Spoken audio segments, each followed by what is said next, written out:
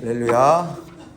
네, 오늘은 금양로 기도의 넷째 날 아침입니다. 오늘 우리가 사도행전 12장 5절부터 17절 말씀을 함께 읽었는데요. 오늘 제목은 기도할 때 닫힌 문이 열립니다. 한번 따라해 볼까요? 기도할 때 닫힌 문이 열립니다.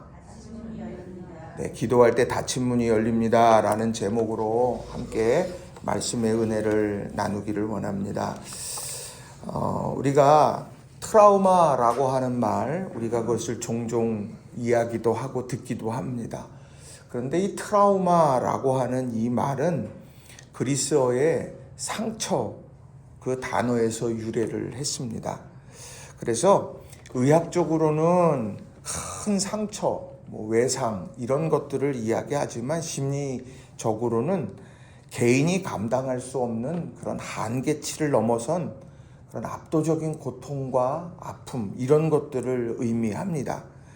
그러니까 그것이 오늘 우리가 삶을 살아가게 될 때 그 일이 없어도 그 일이 지금 있는 것처럼 이제 그렇게 고통스럽게 다가오는 문제들, 이게 바로 트라우마라고 말할 수 있다는 거예요. 그래서 이제 행복을 누리고 건강한 삶을 살아가게 될 때 이 트라우마의 문제는요, 반드시 해결되어져야 되는 그런 문제라는 거죠. 그런데 그걸 어떻게 이 트라우마를 해결할 수 있을까라고 하는 것, 그 질문 앞에 설 때 오늘 이 말씀을 우리가 생각해 볼 수 있다라는 거예요. 자, 오늘 이 초대교회 공동체가 큰 트라우마에 빠졌습니다. 사도행전 12장 1절 2절 말씀을 보면 이렇게 기록을 해요. 그때에 헤롯 왕이 손을 들어 교회 중에서 몇 사람을 해하려 하여 요한의 형제 야고보를 칼로 죽이니, 이렇게 말합니다. 요한의 형제 야고보가 그 초대 예루살렘 교회를 이렇게 이끌고 있었습니다. 그런데 헤롯 왕이 그를 잡아 가둔 거예요. 그리고 그것뿐이 아니라 이제 몇 사람 해하려고 하고 있는데 우선 이 요한의 형제 야고보를 칼로 잔인하게 죽였다고 말을 합니다. 이게 얼마나 큰 충격이겠습니까? 이 사람이 이 죽임당한다는 것, 그리고 그것이 무엇으로 어떻게 죽임당했느냐, 이거 굉장한 충격일 거예요. 교회 공동체에는 엄청난 그런 상처였을 거라는 거죠. 그런데 얼마 지나지 않아서 헤롯이 또 다른 교회 지도자인 베드로를 잡았어요. 그래서 12장 4절에 보면 잡음에 옥에 가두어 군인 4씩 4패에 맡겨 지키고 6월절 후에 백성 앞에 끌어내고자 하더라. 이제 잡았습니다. 이제 또 죽일 거예요. 그러니까 사람들은 이미 그 트라우마에 딱 빠져 있는 거죠. 야고보가 죽었어. 그러니까 이제 베드로도 죽을 거야. 지금 이런 생각. 야고보가 칼로 죽었으니까 베드로도 칼로 죽겠지. 지금 그런 생각에서 아마 큰 상처와 고통 가운데 있었을 거라는 거죠. 그런데 이런 고통들, 이런 트라우마들을 오늘 본문에 보면은 나중에 보면 이게 해결되어지고 그것이 극복되어지는 모습을 보게 된다는 겁니다. 우리가 한 해의 삶을 살아가다 보면은 기쁜 일만 있는 것 아니잖아요. 우리 삶에 크고 작은 트라우마들이 있습니다. 어떤 사람에게는 뭐 그까짓 것 그렇게 할지 모르지만 그 트라우마라는 것은 주관적인 것이기 때문에 내가 좀 연약해서 또 내가 그걸 받아들일 수 없는 그런 상황이라고 하면 이제 큰 상처로 그게 남게 되더라는 거예요. 근데 어찌됐건 이 트라우마를 극복해 가야 될 때 오늘 본문은 우리에게 중요한 메시지를 주고 있다는 겁니다. 두 가지 말씀을 드릴 텐데요. 자, 첫 번째로는 기도할 때에 닫힌 문이 열린다라는 겁니다. 기도할 때 닫힌 문이 열린다. 닫힌 문이 열린다. 닫힌 문이 뭐겠습니까? 그게 트라우마죠. 지금 트라우마. 그래서 지금 이 베드로도 결국 닫힌 문 안에서 죽임당할 거야. 그런데 그게 열리더라는 거예요. 자, 야고보가 죽게 되었고 죽었고 베드로도 죽겠지. 어떤 사람은 이게 운명인가 보다. 포기할지도 몰라요. 헤롯은 유대인이 기뻐하는 일이라고 하면은 물불을 안 가리는 폭군이니까 그가 바뀌기를 뭘 기대해 라고 그렇게 생각하며 절망할 수도 있을 거예요. 그런데 그들의 선택은 달랐습니다. 그 트라우마, 큰 상처니까 포기하고 큰 상처니까 절망했던 것이 아니라 5절에 보면 이에 베드로는 옥에 갇혔고 교회는 그를 위하여 간절히 하나님께 기도하더라. 베드로가 옥에 갇힌 게 트라우마예요. 그런데 그 트라우마를 극복하기 위한 선택은 뭐냐? 하나님께 기도하더라는 거죠. 자, 그 상황에 지금 중심에 서 있는 베드로, 그 베드로를 위해서 중보 기도를 시작했습니다. 어떤 기도겠어요? 폭압적인 박해 흐름 속에서 베드로를 살려주세요, 주님. 이 죽음의 릴레이를 멈추게 해주세요, 주님. 그렇게 기도하지 않았겠습니까? 그냥 마음을 다해서 그 닫힌 문 앞에서 절망하지 않고 다시 하나님 앞으로 그 문제를 끌고 가서 기도했다라는 겁니다. 어떤 역사가 일어났나? 6절, 7절 말씀 거기엔 이렇게 기록을 합니다. 헤롯이 잡아내려고 하는 그 전날 밤에 베드로가 두 군인 틈에서 두 쇠사슬에 매여 누워 자는데 파수꾼들이 문 밖에서 옥을 지키더니 호련히 주의 사자가 나타나매 옥중의 광채가 빛나며 또 베드로의 옆구리를 쳐 깨워 이르되 급히 일어나라 하니 쇠사슬이 그 손에서 벗어지더라. 자, 언제 그 일이 역사가 일어납니까? 전날 밤에 일어났어요. 그리고 어떻게 일어났습니까? 7절에 보면 호련히 일어났다고 말을 합니다. 전날 밤, 그러면 어떤 생각이 듭니까? 야, 이제 정말 너무 밤이 깊었구나. 이젠 정말 기도도 소용이 없나 보다. 이거 해봐야 소용없는 거 괜한 짓 했네. 아마 그런 회의 섞인 그런 생각들이 들 그 밤. 이제 코앞에 목전에 있는 그 밤이에요. 호련히, 성경과 suddenly 이렇게 이야기합니다. 갑작스럽게. 지금 그렇게 주의 사자가 나타나서 예측할 수 없지만 그러나 분명하게 하나님의 때가 이르러서 결국 닫힌 문을 열고 그리고 베드로가 탈출하게 되더라는 겁니다.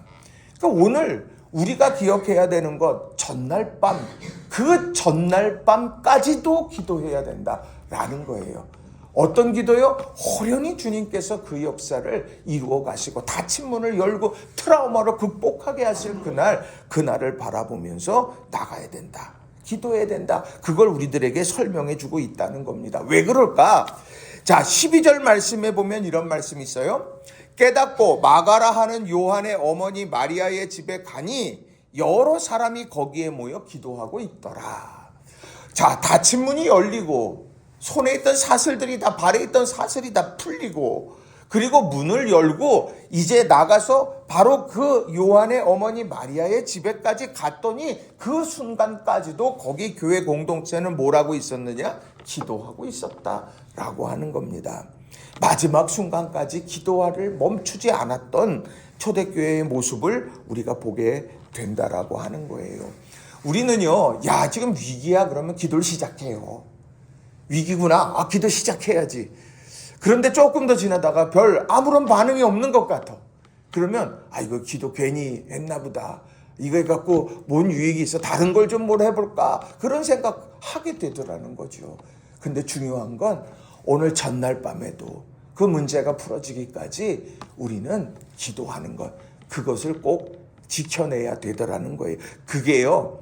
반복적인 상처에서 벗어날 수 있는, 트라우마에서 벗어날 수 있는 비결이 되더라라는 겁니다. 올 한 해 우리 성도님들 한 분 한 분이 여러 문제들을 가지고 있죠. 금양로 기도회, 우리 이 기도회를 하고 있습니다만 우리 성도님들 한 분 한 분이 기도를 멈추지 않고 또 기도를 끝까지 붙들어서 오늘 닫힌 문이 열어지는 은혜와 축복이 여러분의 삶에 가득하게 되시기를 주님의 이름으로 간절히 축원합니다. 두 번째로는요, 모여서 함께 기도해야 한다라는 겁니다. 모여서 함께 기도해야 된다라는 거예요. 사람들마다 상처 좋아하는 사람 아무도 없어요. 큰 상처, 트라우마는 더더군다나 마찬가지죠. 자, 그런데 저마다 그 큰 상처는 두려워요. 거기에 휩싸이고 싶지는 않아요. 그것 때문에 내 삶의 질이 떨어지고 싶지는 않아요. 그런데 중요한 건 그 극복의 비결이 기도에 있음을 알아도요, 쉽게 결단하지 못합니다. 왜요? 모이는 게 힘들고, 또 그렇게 해서 함께 지속적으로 뭘 한다는 것이 힘들고, 때로는 믿어지지 않고, 뭐 여러 상황들 때문에 그러한 지금 결단을 하지 못할 때가 참 많다라고 하는 것이죠. 자, 그런데 오늘 본문에 보면 초대교회는요, 그럼에도 불구하고 모이기에 힘썼고 기도했다는 거예요. 5절의 말씀을 보면 이에 베드로는 옥에 갇혔고 교회는 그를 위하여 간절히 하나님께 기도하더라. 간절히 하나님께 기도했다. 간이 끊어지는 것처럼 기도했다라는 거예요. 이것 아니면 안 됩니다. 하나님 도와주세요. 그 마음을 다해서 기도한 바리새인의 기도와 달랐다는 거예요. 세리의 기도처럼 가슴을 치면서 오늘 수로보니게 여인이 자기의 딸을 고쳐달라고 주의 상에서 떨어지는 거 개들도 먹는데 부스럭이라도 내게 달라고 그렇게 간절하게 그런 마음을 가지고 기도했다는 거죠. 초대교회는 트라우마 앞에서 그랬다는 거예요. 12절도 보시면 깨닫고 마가라 하는 요한의 어머니 마리아 집에 가니 여러 사람이 거기에 모여 기도하고 있더라. 모여 기도하고 있더라. 왜요? 한 사람이 혼자 기도해? 골방에서 기도해? 나 골방에서 기도 많이 해. 골방에서 기도할 때의 유혹에 너무 집중할 수 있겠죠. 그런데요, 지속적으로 무언가 개인 기도는 골방에서 하는 거 좋아요. 그런데요, 민족을 위한 기도 함께 합심해가지고 뜨겁게 나아가는 기도는요, 모여서 기도하게 되는 거예요. 성령 충만한 기도, 성령을 어떻게 받게 됐습니까? 마가의 다락방에 모인 120명의 사람. 야, 각자 그 골방에 가서 기도하세요. 그러지 않았어요. 너희가 예루살렘을 떠나지 말고 모여서 기도하라. 왜 그런 말씀을 했을까요? 유혹도 많고 위기도 많고 우리도 연약하고 그렇기 때문에 모여 기도하라고 하는 거죠. 자, 그런데 오늘 초대교회 트라우마 앞에서 모여서 기도했다는 겁니다. 간절히 기도했고 모여서 기도했고 오늘 이 트라우마를 극복했던 그런 초대교회의 기도의 모습이었습니다. 그런데요, 중요한 건 뭐냐? 그런 기도를 드렸지만 그들의 상황은 어땠느냐, 그들의 믿음의 상태는 어땠느냐, 이걸 보게 되면 참 하나님께서 놀라운 역사를 하신다는 걸 알게 돼요. 자, 13절부터 15절 말씀을 제가 좀 읽어드리겠습니다. 세 번역으로 제가 읽어드릴게요. 베드로가 대문을 두드리니 로데라는 어린 여종이 맞으러 나왔다. 그 여종은 베드로의 목소리를 알아듣고 너무 기뻐서 문을 열지도 않고 도로 달려 들어가서 대문 앞에 베드로가 서 있다고 알렸다. 사람들이 여종에게 내가 미쳤구나 하고 말하자 여종은 참말이라고 우겼다. 그러자 그들은 베드로의 천사일 거야 하고 말하였다.